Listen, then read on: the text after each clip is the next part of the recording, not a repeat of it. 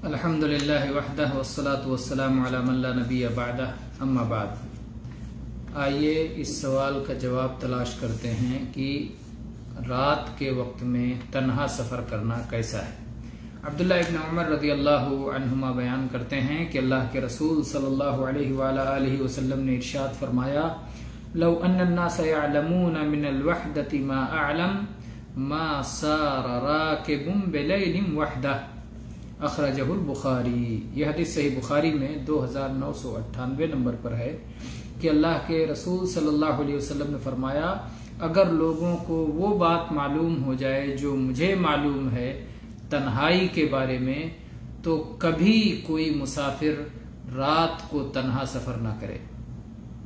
तो रात के तन्हा सफर में क्या खतरनाकियां हैं, क्या मशाकिल हैं, क्या आफात हैं, क्या बलाएं हैं, अगर इसका इल्म हो जाए तो कोई शख्स तन्हा सफर ना करे। इससे मालूम होता है कि रात में तन्हाई का सफर ये एक नापसंदीदा अमल है। वल्लाहु ताला आलम व सल्लल्लाहु अला नबीना व सल्लम वल्हम्दुलिल्लाहि रब्बिल आलमीन।